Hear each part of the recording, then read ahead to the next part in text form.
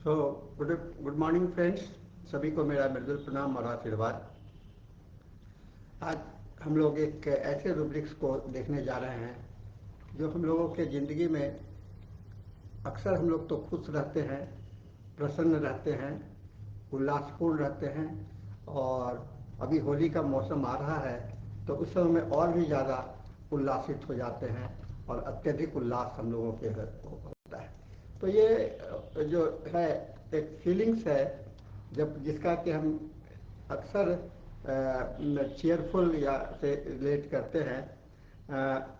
अगर चीयरफुलनेस से भी ऊपर हो यानी कि प्रसन्नता से भी आगे आगे अधिक जाए तो आपके जो इस रूब्रिक्स बनते हैं उसको कहते हैं अत्यधिक उल्लास। एक उल्लास हुआ, उन्मादपूर्ण प्रसन्नता हुआ, लेकिन एक उन्माद के साथ में प्रसन्नता होगी तो उसे इलेटेड के रूप में देखा गया है। आइए आज ऐसी रूब्रिक्स को हम लोग अध्ययन करें, क्योंकि हम लोग इसको चीयरफुलनेस के साथ में अक्सर प्रसन्नता के साथ में, खुशी के साथ में मानते हैं, लेकिन अत्यधिक खुशी कई एक कारण से हो सकता है और कभी कभी वह पैथोलॉजिकल भी होता है। तो आज आइए इस रूब्रिक्स को हम लोग देखते हैं, इसका एग्जामिन करते हैं और इसके बारे में समझते हैं।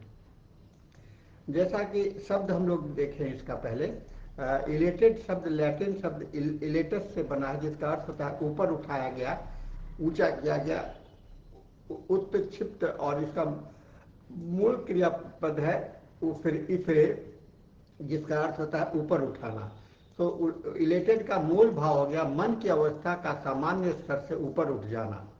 परंतु होम्योपैथी में यह केवल प्रसन्नता नहीं बल्कि असामान्य उत्साह, अत्यधिक उल्लास, उन्मादी हर्ष या परिस्थिति से असंगत मानसिक उत्थान है। जब परिस्थिति के कुछ भी हो और आपके अंदर में इस तरह के एक असामान्य उत्साह होगा, जहाँ नहीं होना चाहिए वहाँ होगा, तो ये रूब्रिक्स बहुत ज़्यादा महत्वपूर्ण हो जाता है। परिस्थिति से असंगत माने उसके अनुरूप नहीं।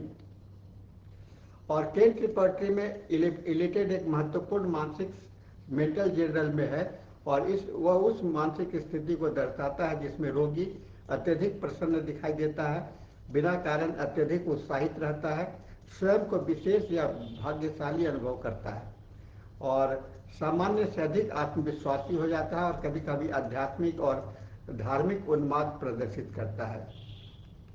यह ध्यान रखना चाहिए कि स्वाभाविक प्रसन्नता नहीं है बल्कि असंतुलित मानसिक उत्थान है। इसका हम लोग देखें, हमारे डॉक्टर हैनीमैन ने ऑर्गेनन में स्पष्ट किया है कि मानसिक एवं भावनात्मक लक्षण की सर्वोच्च अभिव्यक्ति है, लेकिन यद्यपि उन्होंने इलेटेड शब्द का व्यवस्थित प्रयोग नहीं किया है, किंतु उन्होंने कुछ अवस्थाओं में इसका वर्णन किया है, जैसे excitations, ecstasy, religious excitement and morbid cheerfulness. Doctor Kent ने मानसिक रूब्रिक्स को सर्वोच्च महत्व दिया है और इलेटेड को मानसिक सामान्य में के रूप में प्रतिष्ठित किया है। उनके अनुसार मानसिक लक्षण रोग की गहराई और म्याजमेटिक प्रकृति को प्रकट करता है। डॉक्टर बोनिगसेंस और डॉक्टर हेरिंग ने भी उत्कृष्ट हर्ष,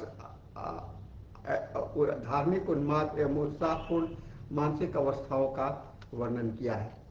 भारतीय परिप्रेक्ष्य में आप देखें, भारतीय दर्शन में अत्यधिक हर्ष को संतुलन भंग करने वाला माना गया है और चरक संहिता में अति हर्ष को मानसिक विकारों का कारण माना गया है। भागवत गीता में श्री कृष्ण कहते हैं समत्वम योग उच्यते, अर्थात समभाव ही योग है। अत्यधिक उल्लास, राजसिक हर्ष मन की स्थिति को नष्ट करता है, अतः होम्योपैथिक दृष्टि से इलेटेड एक असंतुलित मानसिक दशा है। धार्मिक और दर्शन में देखते हैं, हिंदू धर्म में सात्विक आनंद को संतुलित आनंद और स्थायी माना जाता है, राजसी उल्लास को उत्तेजित अस्थिर माना जाता है और तामसिक उन्माद को विनाशकारी माना जाता है। और इलेटेड अवस्था प्राय राजसिक और साइकोटिक प्रकृति के होते हैं। क्रिश्चियनिटी में भी धार्मिक उन्माद की भविष्यवाणी दिव्य प्रेरणा आदि अवस्थाओं से कभी कभी रोगात्मक या इलेशन से मिलती जुलती प्रतीत होती है।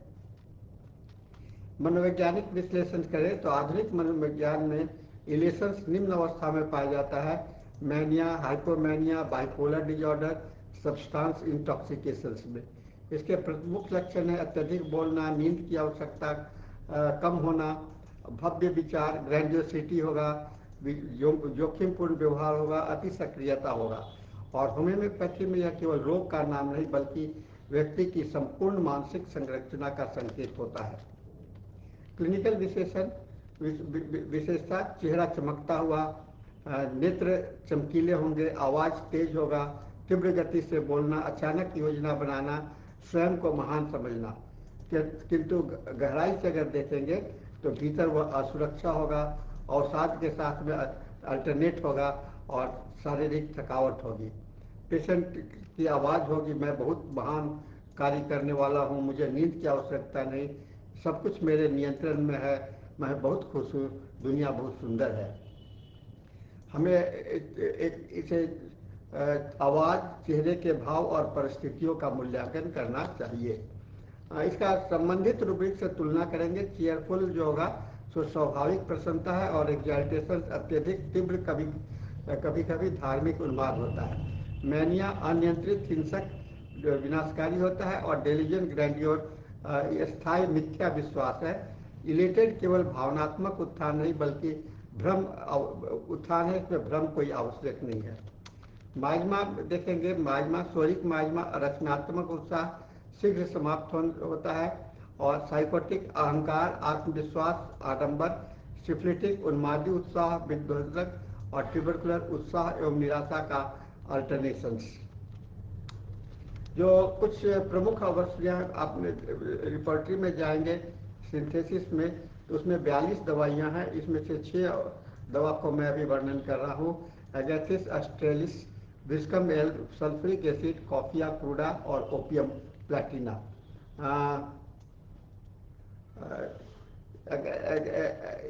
पहला दवा है एगैथिस ऑस्ट्रेलिस। इसका मानसिक लक्षण होगा सौम्य आध्यात्मिक उत्थान, शांति के साथ प्रसन्नता, रचनात्मक विस्तार। विशेषता ध्यान के बाद उत्साह, कला प्रेमी व्यक्ति और माज भैंस का शोरिक और ट्यूबरकुलर।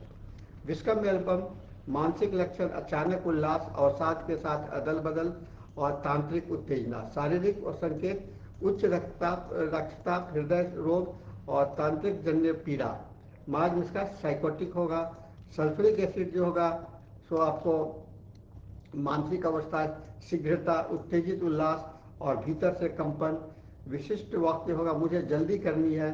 और माज होगा सिफिलिटिक।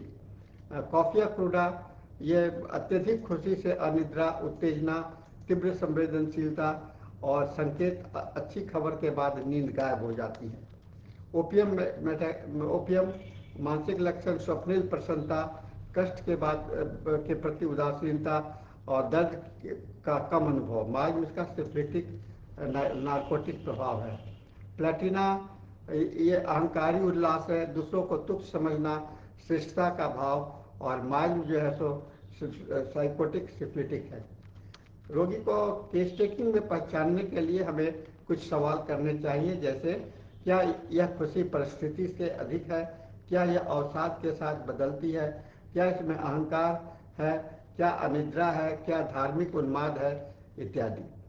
दवाओं का भेद हम इस तरह से कर सकते हैं। कॉफिया क्रूडा में खुशी से अनिद्रा होगा, प्लेटिना में अहंकारी श्रेष्ठता होगा, सल्फ्यूरिक एसिड में शीघ्रता अधीरता होगी, विस्कम में हृदय रोग का पृष्ठभूमि होगा, ओपियम स्वप्निल उदासीनता होगी और एगैथिस सौम्य आध्यात्मिक प्रसन्नता है। इसका क्लिनिकल इम्पोर्टेंस जो है सो बाइपोलर डिजॉर्डर में हो सकता है, febrile, drug intoxication, religious mania और हाइपरटेंसिव मेंटल स्टेट में हो सकता है।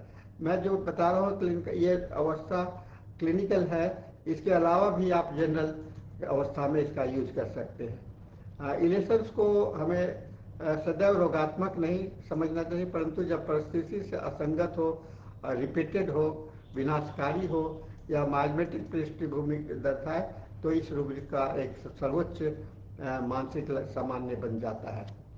तो इलेटेड एक महत्वपूर्ण मानसिक रूब्रिक है जो व्यक्ति के आंतरिक उत्थान की प्रकृति बताता है, माइंड की गहराई का संकेत देता है और रोग की दिशा को समझने में सहायक होता है।